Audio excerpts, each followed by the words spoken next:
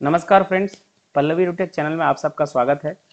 आज 7 मार्च है और आज हम लेकर आए हैं 5 और 6 मार्च को जो भी घटनाएं घटी है उनसे जो प्रश्न बने हैं उन सभी को करंट अफेयर के रूप में लेकर आए हैं। कल का करंट अफेयर नहीं आ पाया था जिसके कारण आज 2 दिनों का प्रश्न है। थोड़े ज़्यादा प्रश्न है, 10 से ज़्यादा है, 16-17 प्रश्न को आज लिया गया है क्योंकि 2 दिन का जो भी घटनाएं हुई हैं उनसे संबंधित प्रश्न है आज।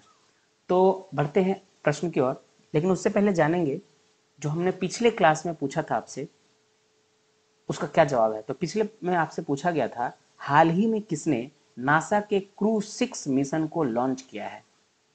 ऑप्शंस थे इसरो, जावा, जाक्सा जावा नहीं, और स्पेस एक्स और सीएनएसए। तो इस प्रश्न का सही जवाब है ऑप्शन सी, स्पेस एक्स। अभी हाल ही में नासा ने नासा के क्रू 6 मिशन को स्पेस एक्स ने लॉन्च किया है। नासा के क्रू 6 मिशन को किसने लॉन्च किया है? स्पेस एक्स ने। चलिए अब बढ़ते हैं आज के प्रश्न की ओर। तो आज का प्रश्न है, पहला प्रश्न, हाल ही में किस मंत्रालय ने पोर्टल पुरस्कार 2023 जीता है? ऑप्शन है स्वास्थ्य एवं परिवार कल्याण मंत्रालय, गृह मंत्रालय, जल शक्ति मंत्रालय या रक्षा मंत्रालय। तो इस प्रश्न का सही जवाब है स्वास्थ्य एवं परिवार कल्याण मंत्रालय। अभी स्वास्थ्य एवं परिवार कल्याण मंत्रालय ने पोर्टर पुरस्कार 2023 जीता है। पोर्टर पुरस्कार 2023 किसने जीता है? तो स्वास्थ्य एवं परिवार कल्याण मंत्रालय। अच्छा, इनको क्यों मिला ये पोर्टर पुरस्कार? तो इस मंत्रालय को, स्वास्थ्य एवं परिवार कल्याण मंत्रालय को, कोविड-19 संकट से सफलतापूर्वक मुकाबला करने के लिए पोर्टर पुरस्कार 2023 दिया गया। क्यों दिया गया? कोविड-19 कारण भी कभी कभी पूछा जाता है तो आप लोग देख लेंगे।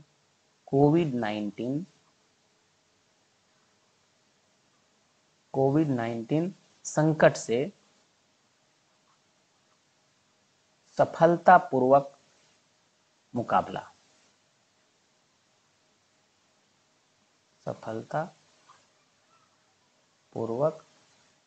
मुकाबला।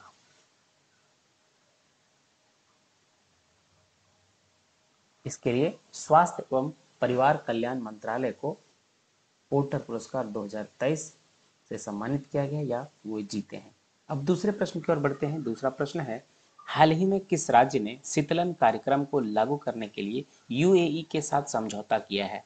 ऑप्शन है गुजरात, हरियाणा, तमिलनाडु या इनमें से कोई नहीं।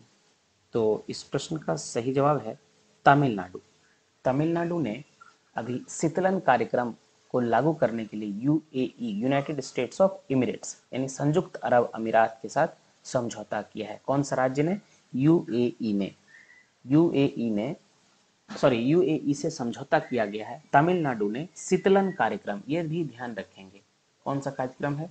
शीतलन कार्यक्रम को लागू करने के लिए यूएई के साथ समझौता किया है तमिलनाडु में। अच्छा, तमिलनाडु के मुख्यमंत्री कौन है अभी? तमिलनाडु के वर्तमान में मुख्यमंत्री कौन है? आपसे पूछा जा सकता है, ये सब जानने का जरूरत है। तो वर्तमान में तमिलनाडु के मुख्यमंत्री हैं एम के स्टालिन। एम के स्टालिन तमिलनाडु के वर्तमान मुख्यमंत्री एम के स्टालिन। अगर पूछा जाए आपसे तमिलनाडु के राज्यपाल कौन है, तो तमिलनाडु के राज्यपाल जो हैं उनका भी नाम आप लिख लीजिए। तमिलनाडु के राज्यपाल, चलिए आप इसको, वैसे आर एन रवि इनका राज्यपाल है।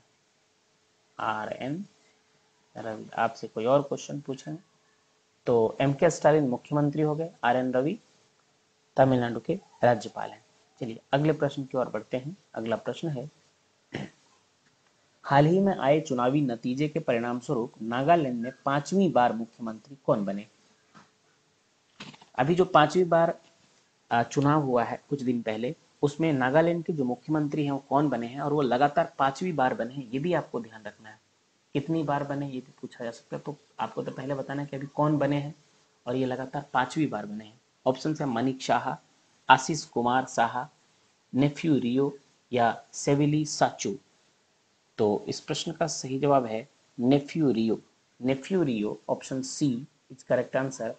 नेफ्यू रियो, अभी हाल ही में जो चुनावी नतीजे आए हैं उसमें नागालैंड के ये मुख्यमंत्री बने हैं और ये कितनी 5वीं बार बने हैं। अगले प्रश्न की ओर बढ़ते हैं। अगला प्रश्न है निम्नलिखित में से कहाँ हाल ही में पहला बोडोलैंड अंतर्राष्ट्रीय ज्ञान महोत्सव का आयोजन किया गया है? राजगीर बिहार, दुमका झारखंड, कोकराझार असम या लेह लद्दाख? ये प्रश्न आपको ध्यान होगा तो पिछले 2-3 क्लास पहले इस प्रश्न को बताया गया था कि बोडोलैंड अंतर्राष्ट्रीय ज्ञान महोत्सव का आयोजन कहाँ किया गया था। अगर आपको याद होगा तो आप बता सकते हैं। Option C is correct answer, Kokrajhar Assam में अभी हाल ही में बोडोलैंड अंतर्राष्ट्रीय ज्ञान महोत्सव का आयोजन किया गया है। अगले प्रश्न की ओर बढ़ते हैं। अगला प्रश्न है भारतीय वायुसेना ने हाल ही में किस देश में आयोजित हुए सिन्यू मैत्री अभ्यास में भाग लिया है? अभ्यास का नाम बहुत इंपॉर्टेंट है, याद करेंगे। सिन्यू मैत्री अभ्यास, सिन्यू मैत्री अभ्यास में भाग लिया है भारतीय वायुसेना ने किस देश के साथ? तो इस प्रश्न का सही जवाब है ऑप्शन ए, जापान। भारतीय वायुसेना ने हाल ही में जापान में आयोजित हुए सिन्यू मैत्री अभ्यास, ये देखिए नाम से आपको पता चल सकता है कि बांग्लादेश का नहीं होगा और नेपाल का नहीं होगा, ये जापान और सिंगापुर में से हो सकता था क्योंकि जो सिन्यू वर्ड है ये उधर का ही है, जापान थाईलैंड ये सब का हो सकता था। तो यहाँ से भी आप थोड़ा अनुमान लगा सकते थे। तो इस प्रश्न का सही जवाब होगा जापान। भारतीय वायुसेना ने भी जापान में सिन्यू मैत्री अभ्यास किया था, भारत और जापान। अगले प्रश्न की ओर बढ़ते हैं। अगला प्रश्न है निम्नलिखित में से रायसीना डायलॉग में के कौन संस्करण का आयोजन नई दिल्ली में हुआ है? रायसीना डायलॉग के कौन सा संस्करण हुआ है? तो इस प्रश्न का सही जवाब है अभी जो हाल ही में 8वां संस्करण आयोजन हुआ है। प्रधानमंत्री नरेंद्र मोदी ने रायसीना डायलॉग के 8वें संस्करण का उद्घाटन अभी किया था 2 से 4 मार्च तक। ये कब हुआ था? 2 से 4 मार्च तक नई दिल्ली में हुआ था। अगले प्रश्न की ओर बढ़ेंगे। अगला प्रश्न है हाल ही में बान थुओंग किस देश के नए राष्ट्रपति बने हैं? ऑप्शन है ए कांगो, बी वियतनाम, सी सूडान या डी नाइजीरिया? तो इस प्रश्न का सही जवाब है ऑप्शन बी, वियतनाम। वियतनाम के नए राष्ट्रपति अभी हाल ही में बान थुओंग बने हैं। बान थुओंग नए बने हैं, याद रखना जरूरी है। बान थुओंग वियतनाम के नए राष्ट्रपति बने हैं, ऑप्शन बी। अगला प्रश्न देखिए क्या है।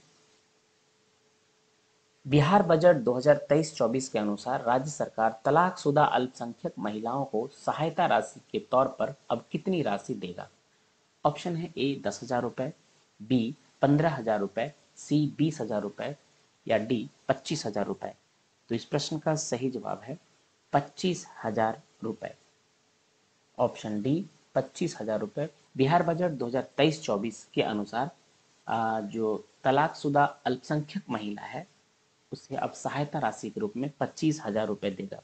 पहले ये जो था वो 10,000 रुपए देती थी। पहले पहले ये 10,000 रुपए था, जो बाद में अभी इसको बढ़ा दिया गया 2023-24 के बजट में। अब ये 10,000 से बढ़ाकर 25,000 रुपए कर दिया गया। अगले प्रश्न की ओर बढ़ते हैं। चलिए देखते हैं। अगला प्रश्न है हाल ही में किस राज्य के 3 जिलों में सोने की खानें मिली हैं? ऑप्शन है ए उड़ीसा, बी केरल, सी कर्नाटक या डी इनमें से कोई नहीं?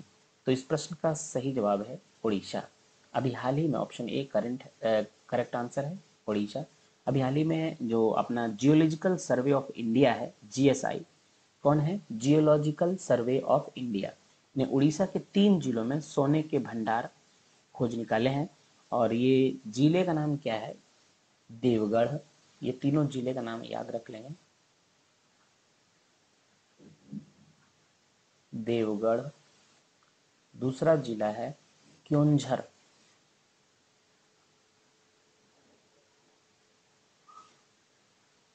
क्योंझर, और उसके बाद तीसरा जिला है मयूरभंज।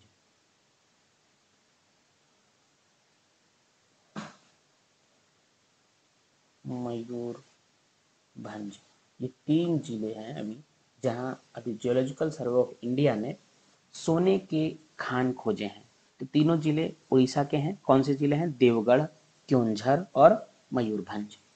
चलिए, तो इस प्रश्न का सही जवाब था ओडिशा। अगले प्रश्न की ओर बढ़ते हैं। अगला प्रश्न है, निम्नलिखित में से किस खिलाड़ी ने कतर ओपन टेनिस टूर्नामेंट 2023 का खिताब जीता है? किसकी बात हो रही? Qatar open tennis. तो ऑप्शंस हैं Andy Murray, Daniel Medvedev, Carlos Alcaraz या कैमरून नोरी। तो इस प्रश्न का सही जवाब है कतर ओपन टेनिस जीतने वाले 2023 के जो हैं वो है Daniil Medvedev. Option B is correct. अभी हाल ही में कतर ओपन टेनिस टूर्नामेंट 2023 का खिताब डेनियल मेदवेदेव ने जीत लिया है। तो आपको कमेंट में बताना है डेनियल मेदवेदेव ने किन्हें हराकर जीता है, फाइनल में इन्होंने किनको पराजित किया है। चलिए अगला प्रश्न देखते हैं। अगला प्रश्न है, निम्नलिखित में से किसे हाल ही में सशस्त्र सीमा बल का महानिदेशक नियुक्त किया गया है? ऑप्शन है राखी सिंह, दिनकर चटर्जी, रश्मि शुक्ला या राहुल शिंदे। तो इस प्रश्न का सही जवाब है Rashmi Shukla. Option C Rashmi Shukla is correct answer. अभी हाल ही में सशस्त्र सीमा बल एसएसबी सशस्त्र सीमा बल का महानिदेशक के रूप में रश्मि शुक्ला को नियुक्त किया गया है। Rashmi Shukla is correct answer. रश्मि शुक्ला 30 जून 2024 तक सशस्त्र सीमा बल की डीजी पद पर अपनी सेवाएं देंगी। कब तक ये रहेंगी? 30 जून 2024 तक। अगले प्रश्न की ओर बढ़ेंगे। अगला प्रश्न है, हाल ही में Indian national centre for biological sciences द्वारा किस रोग के उपचार हेतु पहली एवं एकमात्र डीएनए वैक्सीन विकसित की गई है? यानी आपसे पूछा जा रहा है कि Indian national centre for biological sciences द्वारा किस रोग का उपचार के लिए पहली एवं एकमात्र डीएनए वैक्सीन विकसित की गई है? ऑप्शंस हैं एम पॉक्स, डेंगू, एड्स या कैंसर। तो इस प्रश्न का सही जवाब है ऑप्शन बी डेंगू। अभी हाल ही में Indian national centre for biological sciences ने डेंगू के उपचार के लिए पहली एवं एकमात्र डीएनए वैक्सीन विकसित की है ना। यह किसने किया? तो पूछा जा सकता है किसने किया? Indian national centre for biological sciences, इन्होंने किया। किस रोग के उपचार के लिए किया? डेंगू के लिए, है ना। डीएनए वैक्सीन कैसा पहला है और एकमात्र है, कैसा वैक्सीन है? तो डीएनए वैक्सीन विकसित किया है डेंगू के लिए, बहुत इंपॉर्टेंट है। चलिए अगले प्रश्न की ओर बढ़ेंगे। अगला प्रश्न है, निम्नलिखित में से कहाँ हाल ही में 7वां धम्म सम्मेलन आयोजित किया गया है? 7वां धम्म सम्मेलन। ऑप्शन है भोपाल, राजगीर, लेह या श्रीनगर। तो इस प्रश्न का सही जवाब है भोपाल। अभी हाल ही में मध्य प्रदेश की राजधानी भोपाल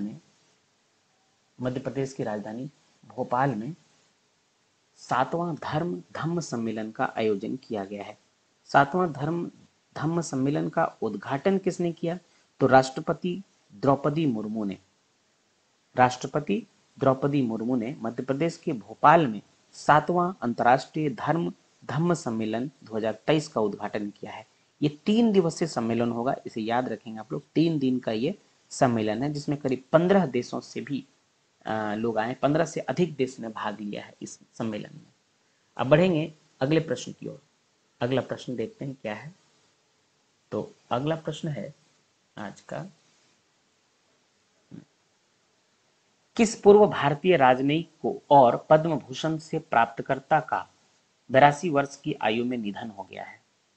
किस पूर्व भारतीय राजनयिक और पद्म भूषण के प्राप्तकर्ता का 82 वर्ष की आयु में निधन हो गया है? ऑप्शन है अजय बिसारिया, रवीश कुमार, के रघुनाथ, चंद्रशेखर दास गुप्ता।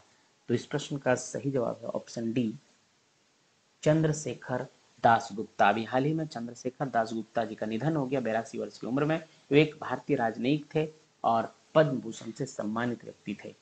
अगले प्रश्न की ओर बढ़ेंगे। अगला प्रश्न देखिए क्या है। ये प्रश्न है, देश में पहली बार शॉर्ट हॉल तटीय कंटेनर फीडर सेवा किनके बीच शुरू की गई है? ऑप्शन मुंबई मोरमुगांव, पुडुचेरी कोचीन, चेन्नई पुडुचेरी या चेन्नई विशाखापट्टनम। तो इस प्रश्न का सही जवाब है Chennai Puducherry. Option C is correct answer. अभी हाल ही में चेन्नई पुडुचेरी के बीच शॉर्ट हॉल तटीय कंटेनर फीडर सेवा शुरू की गई। शॉर्ट हॉल तटीय कंटेनर फीडर सेवा कहाँ कहाँ शुरू की गई है? तो चेन्नई और पुडुचेरी के बीच में। तो ये थे आज के आपके प्रश्न। अब समय है आपसे प्रश्न पूछने का। आपका प्रश्न है, राष्ट्रीय सुरक्षा दिवस कब मनाया जाता है? इस प्रश्न का जवाब आप कमेंट बॉक्स में जरूर देंगे। कमेंट बॉक्स में दीजिए इस प्रश्न का जवाब, जरूर आंसर लिखिए। और अगर करंट अफेयर आपको अच्छा लगता है डेली, तो जरूर चैनल को सब्सक्राइब कीजिए। इस चैनल पे मैथ्स, रीजनिंग भी आएगा।